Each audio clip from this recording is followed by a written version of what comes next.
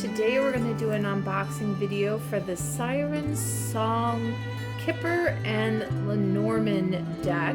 This is by Carrie Paris, Tina Hart, and Tony, I think it's Savory? Pardon me if I'm pronouncing it wrong.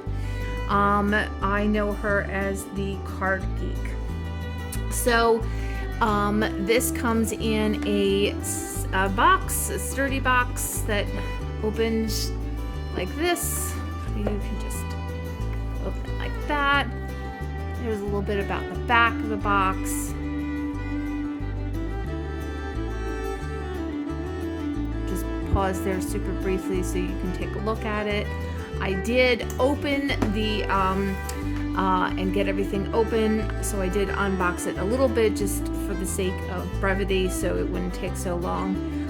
And it comes with a color guidebook that tells you all about the cards. The first section is the Lenormand, and it's published by Wiser Books. So it tells you a little bit about the Siren Song, it tells you about the Lenormand, then the Kipper, and then it tells you about spreads and the grand tableau. Now I know that Tony, or the Card Geek, did a YouTube live not long ago on how to read the Lenormand and the Kipper together. So if you're interested in that, I will find it and link it below. It does tell you about each of the cards and keywords that goes along with it.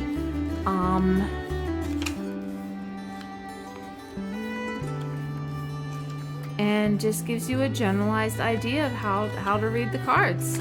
So I really look forward to working with this, but now let's go over exactly each part of the cards. So I did leave the little foil on, or the little thing that connects them. So we have a Lenormand deck with the L on it, and then we have a Kipper deck with a K on it. You could combine them, they're really not that thick. So we're going to start with the Lenormand. And I do want to mention that the Lenormand cards are almost always smaller than traditional tarot. So this is the traditional Rider-Waite tarot deck, and you can see for size how much smaller it is. And the reason why that's the case is because if you're going to lay them all out in a grand tableau, you want to be sure that you have enough room to lay all the cards on the table. So I believe that I saw a independently published version of the Sirens Song Lenormand from Carrie Paris years ago at a reader's studio. I could be wrong, but I feel like I've seen it before, so I'm excited to see if it's if I can recollect it any more than I can right now. And I'm just gonna say I absolutely love all things nautical, so this is really exciting for me because I really think that nautical anything is awesome. And you don't read Lenormand or Kipper by the imagery on the card. They're literally symbols that create sentences. However, it is nice to have imagery that you enjoy looking at, because if you don't like it, then it's not going to be cool. So what I do like about this is there is some directionality with this. So the dark side of the clouds would represent something that is not good, and it's maybe overshadowing, and then the light could be that you're starting to see things more clearly. Inspiration is starting to come because the storm clouds, so to speak, are starting to pull away. And the snake has a directionality. I know that Tony is very big on directionality. She would tell you what year the Lenormand and or the Kipper directionality is very, I mean, it's really a big part of reading either Lenormand or Kipper, but it's specifically involved with them facing in specific directions. So I don't know off the top of my head which the decks are based out of, but which year per se. So we do have two different childs. So you could pull one out. Obviously, you'd pull one out. You only have 36 cards in the Lenormand deck, so you would keep one or the other. Stars. I like that one. Stork. Okay, so traditionally it's dog, but some people like to use cat. So if you were a cat person, you could keep that. Also, you could use it in place of perhaps like a girlfriend or just like a plutonic boyfriend who's not someone you're romantically interested in.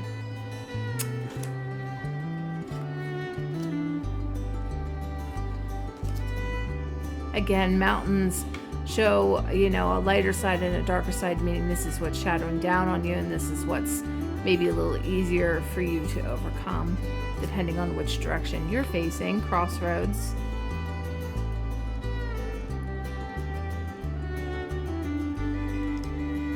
Mice.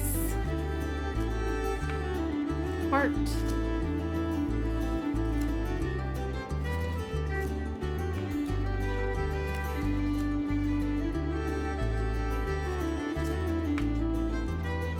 Okay, so again, we have variation. So here, let me zoom out just a little teeny bit, not too much. I just want to be able to show you that we have multiple men and multiple women, and again, they're facing in certain directions. So here in this particular case, you can see that the woman is looking towards the man and the man is looking towards the woman. She, however, is not looking towards anything. He's looking straight on. So I guess hypothetically, yeah, I don't really know how that would work, because even then,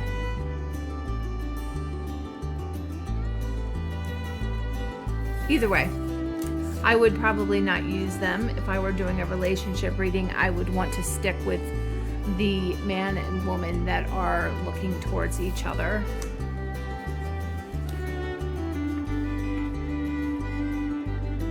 Let me zoom back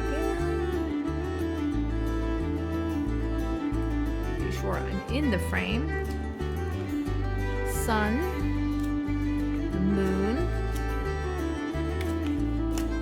I love this fish card.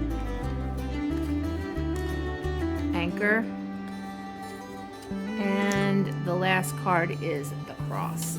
All right, so we're not going to do a reading with that. We're going to go straight into the Kipper deck.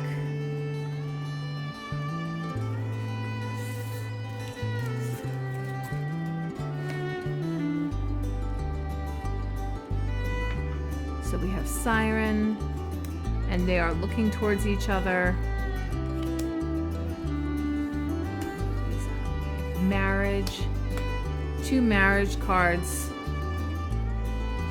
Let me move this over a little bit so you guys can see a comparison. So there are two marriage cards.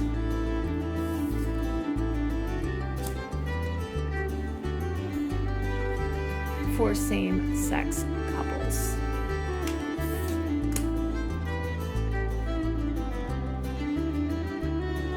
And there was another marriage card there as well. Get together, good gent, good lady, letter, false person, chance, Odyssey, Wealth, Rich Girl, Rich Gent, Woe, Good Outcome, be sure I'm in frame here, Deep Thoughts, Girl, Child. I like this. Look at the little skull and crossbone. House,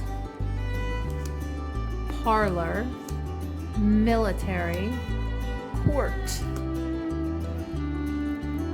Theft, High Honors, Great Fortune, Unexpected Money, Expectation,